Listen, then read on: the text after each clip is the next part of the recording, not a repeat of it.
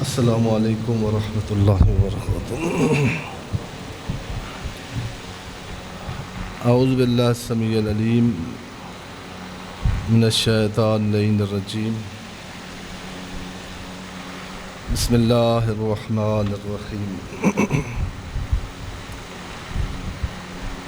الحمد والثناء للہ الذی لا یحصی ثناءہ الا ہو، وصلی اللہ علی جمیع الانبیاء والمرسلین سیما خاتمہم وافضلہم واشرفہم محمد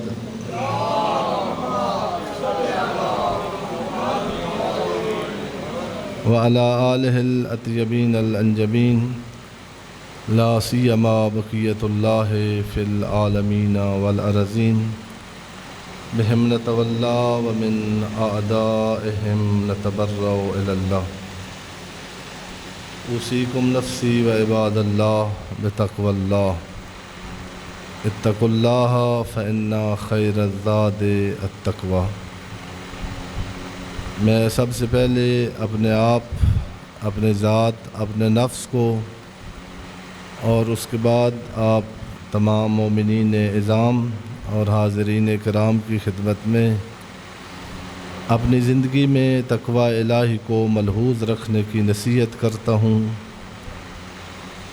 تقوی الہی کے سایہ میں زندگی گزارنے کی دعوت دیتا ہوں، اور تقوی الہی جو ہر بار تکرار ہوتا ہے، یہ ہر مومن کا اعتقاد ہونا چاہیے کہ اگر ہم خطرات اور مضرات سے محفوظ رہ سکتے ہیں تو وہ صرف ایک ہی تدبیر ہے کائنات میں، وہ جو قرآن نے بتایا، اتقوا اللہ، اے اللہ کے بندو، اللہ کی حرام کردہ چیزوں سے بچو، اور جو اللہ نے کہا ہے تمہارے لیے جائز ہے اس کو استعمال کرو، یہ تمہارے خطرات سے بچنے کی آسان تدبیر ہے۔ اس تدبیر کو اس عقیدے کے ساتھ کہ قرآن حق ہے اور اللہ کا کہا ہوا سچ ہے، کہنے میں تو مسلمان کہتے ہی اسی کو ہیں جس کا یہ عقیدہ ہو، لیکن مقام عمل پر جب بندہ آتا ہے تو بعض اوقات کھل جاتا ہے کہ جو کہہ رہا تھا وہ اندر نہیں تھا۔ یہ توجہ رکھیں۔ ایک ہے فسق۔ فسق یہ ہے کہ ایک مومن آدمی ہے لیکن حرص کے غلبے سے، شہوت کے غلبے سے کبھی اس سے وہ غالب آ گئی اور گناہ ہو گیا، اس کو کہتے ہیں مومن فاسق۔ فسق بیسیکلی لغت میں کہتے ہیں، شاید پہلے عرض کیا تھا، کھجور دیکھی ہوئی ہے، یہ عربوں کا فروٹ بھی ہوتا تھا اور مٹھائی بھی ہوتی تھی، یہی تو اس کا زیادہ عربی ادبیات میں زیادہ ذکر ہے کھجور کا۔ کھجور کی پیکنگ ہے بڑی لطیف، اور جنہیں اسی سارے پھلوں کی ہے۔ لاہور والے آج کل پیزا کھانے پر اور برگر کھانے سے ان کو ٹائم نہیں ملتا، پھل کھایا کریں، زیادہ پھل اور سبزیاں۔ ان کی پیکنگ دیکھا کریں، جب کھانے لگے نا تو دیکھیں کہ وہ جو اس کے اندر غذائی مادہ اللہ نے رکھا ہے اس کو کیسے محفوظ کیا ہے۔ کھجور کے اندر ہوتا ہے غذائی ایک مادہ ہوتا ہے، اس کے باہر کور ہیں اس کے. آپ نے دیکھا ہوگا یہ جب پرانی ہو جاتی ہے اور لاہور کی ریڑھیوں پر اس کو گھما گھما کے تو اس کی تہ جو ہے نا اوپر سے اتر رہی ہوتی ہے، اتری ہوئی ہوتی ہے. وہ اندر سے نا جو اس کا جو اصلی مٹھاس ہوتی ہے اور اصلی اس کا مادہ ہوتا ہے وہ ظاہر ہو جاتا ہے، وہ نکل آتا ہے. یہ جب نکل آتا ہے نا وہ اس کی جو جلد ہے وہ پھٹ جاتی ہے، تو اس کے بعد یہ فاسد ہو جاتی ہے. اس وقت جن کھانا اس کا نقصان دہ ہے. آپ کو سرسوں کا تیل لگا کے پھر دے دیتے ہیں اور آپ لے بھی لیتے ہیں سستی سمجھ کے.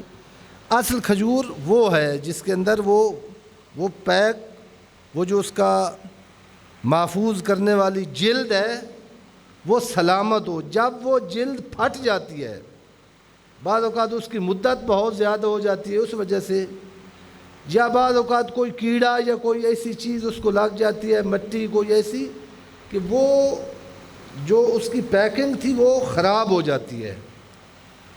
وہ جس نے اس کو پیک کیا ہوتا ہے تو وہ پردہ پھٹ جاتا ہے. اس کیفیت کو عرب کہتے ہیں فسق التمر.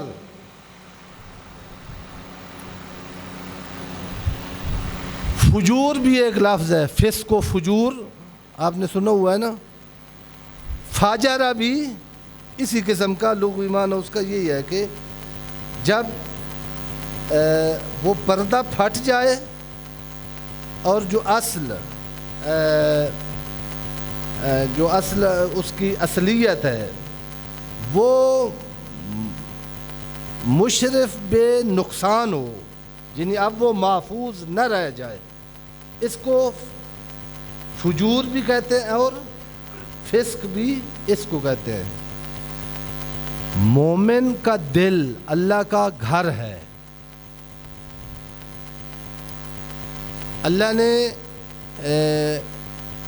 آپ نے جیسے آپ کو سٹیج سے اللہ دیا گیا ہے، اور اکثر پہلے شیعہ تو مولویت کا تصور ہی نہیں تھا. آپ یہ 50 سال پہلے چلے جائیں نا، نکاح بھی ہمارے باپ دادوں کے وہی پڑھتے تھے اور غسل شسل بھی وہی دیتے تھے. انہوں نے جو توحید آشنا کرائی ہوئی ہے اس کا ہم نے سمجھا ہوا ہے کہ اللہ اوپر کوئی تخت ہے بیٹھا ہوا ہے، جس طرح مغلوں کا تخت نہیں ہوتا تھا ایسے اوپر جہاز پر چلے جائیں تو آگے اللہ آ جائے گا.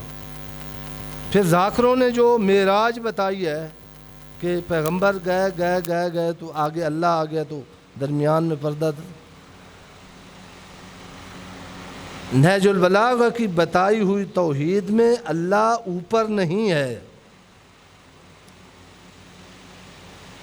اللہ اس کو کہتے ہیں جس سے کوئی جگہ خالی نہ ہو.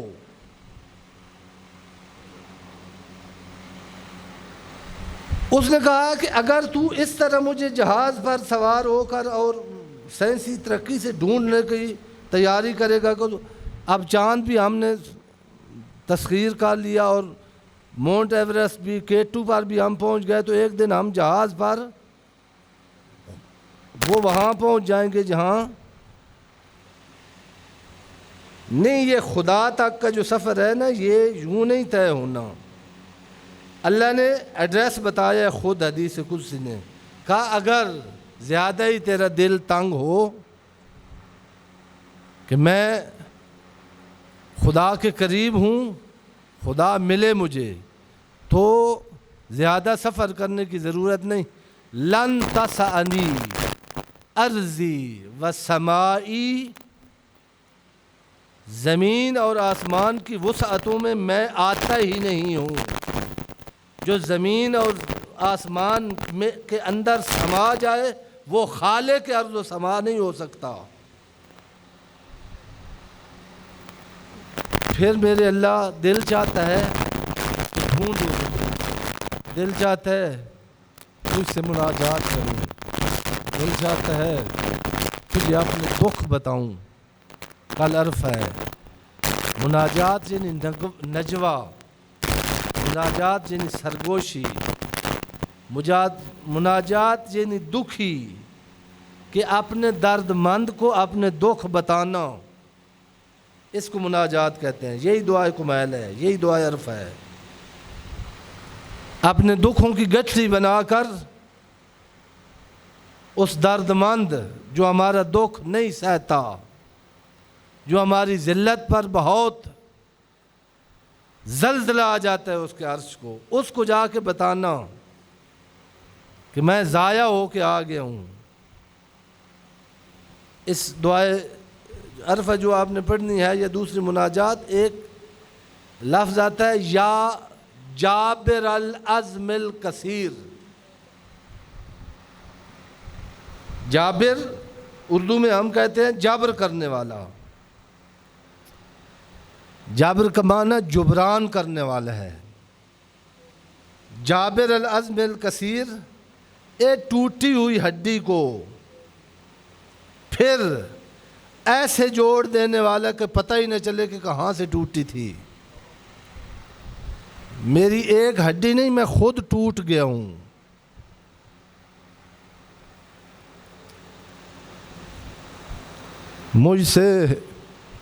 مجھے ہی میرے گناہوں اور میری شہوات نے چھین لیا ہے۔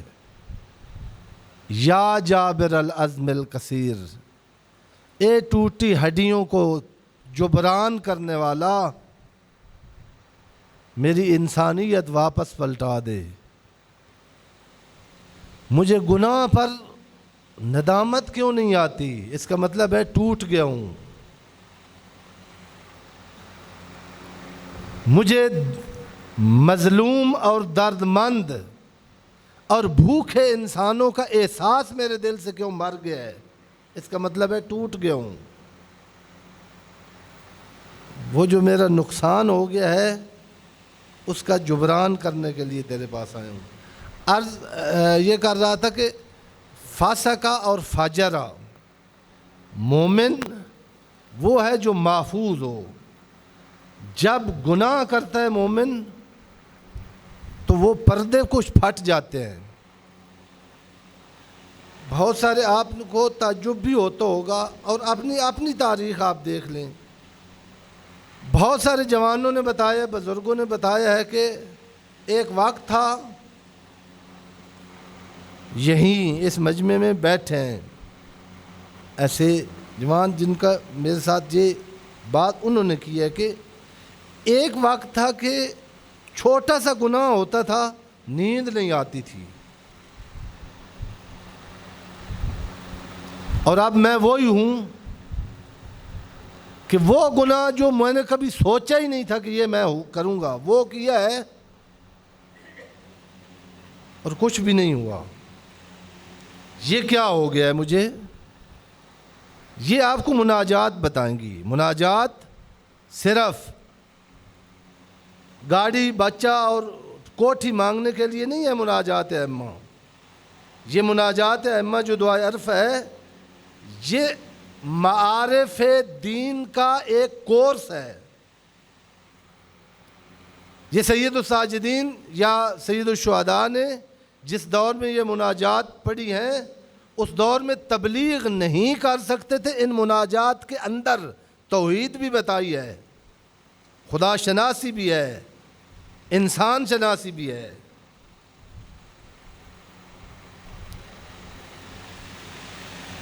بتایا ہے کہ اپنے جو ہے دکھ اور درد کون سے ہیں اور اس کو کس کے سامنے کس طرح بیان کرنا ہے۔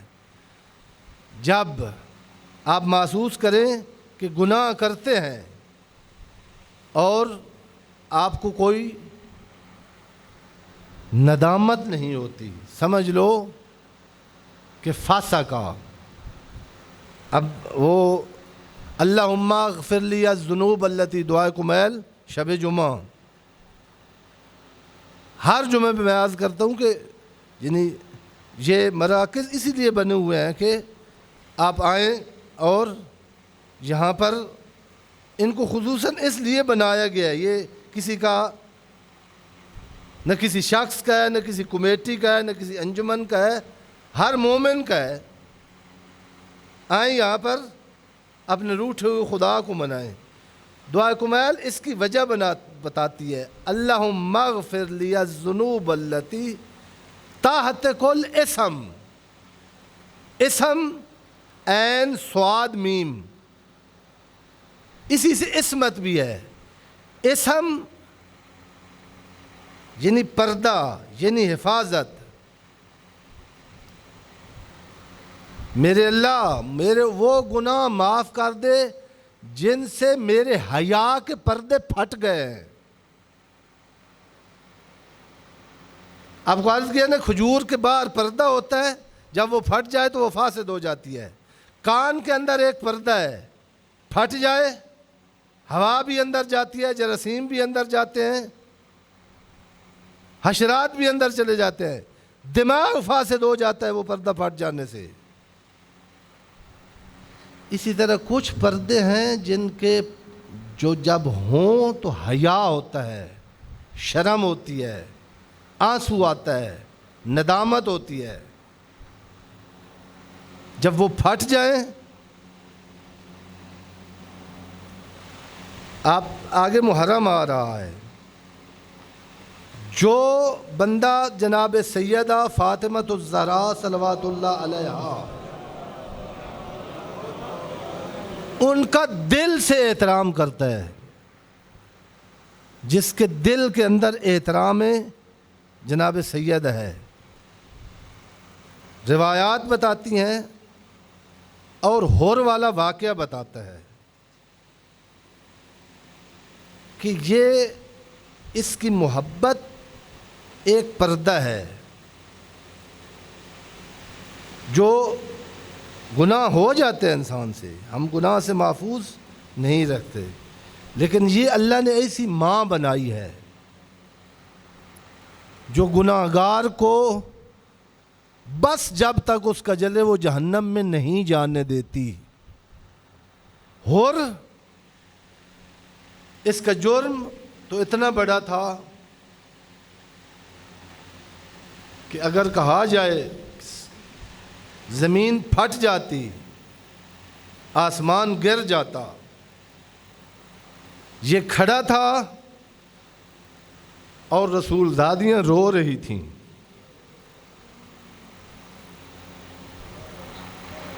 یہ حسین کے ساتھ اونچا بولتا تھا اور زینب ماں عمل میں روتی تھی.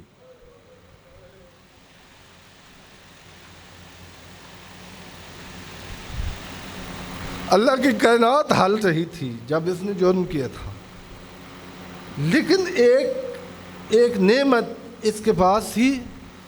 جب امام نے کہا نا ثقلت کا امک، تیری ماں تیرے ماتم میں بیٹھے، بہادر بھی تھا اور سردار بھی تھا. اس وقت لشکر کا سالار بن کے غصے اور جلال میں اس کا ہاتھ ٹوٹا ہے اور پیچھے ہٹا انتقام کے لیے کہ میں ہزار کے مجمع میں میری ماں کا نام. جو ہی غصہ اور جلال آیا نا، اور فوراً اس نے کہا کہ میں جواب دوں، اور جواب دینے لگا ہے تو ایک ذہن میں خیال آیا ہے. یہ کیفیت تاریخ میں لکھی ہوئی ہے کہ اس وقت یہ 3 قدم پیچھے ہٹا ہے اور کہا حسین تو نے تو میری ماں کا نام لے لیا، آج میں بتا دیتا کہ میں کون ہوں اور جو میری ماں کا نام لے میں کیا کرتا ہوں، لیکن میں تیری ماں کا نام نہیں لے سکتا. تیری ماں زہرا ہے. یہ ایک اسم ہے زہرا ایک عصمت ہے. زہرا کی محبت عصمت عطا کرتی ہے. جس جوان بیٹے یا بیٹی کے دل میں محبت زہرا ہے وہ بے حیا نہیں ہوتا، وہ بے شرم نہیں ہوتا. کیا کیا جائے؟ نام رکھ دیتے ہیں جناب زہرا کے نام پہ، اور پھر اس نام کی بچے کو پیدا کر کے پیدا کرنا یہ کمال نہیں، تربیت کرنا کمال ہے۔ اگر نام رکھا ہے ائمہ کے نام پر بیٹے کا تو اس کو ائمہ کا مکتب بھی پڑھاؤ، اس کو ائمہ کا پیروکار بھی بناؤ۔ نام رکھا ہے اگر نام زہرا پر، پھر اس پر پہرا بھی دو، پھر اس کو کنیز زہرا بھی بناؤ۔ وگرنہ لوگوں کو کہتے ہو کہ وہ توہین رسالت کرتے ہیں۔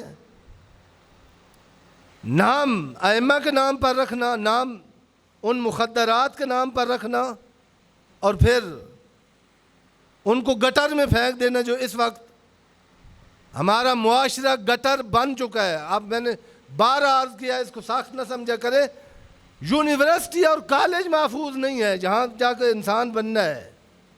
صرف تقوی الہی، صرف قرآن مجید اور محبت اہل بیت اور پیروی اور اطاعت اہل بیت،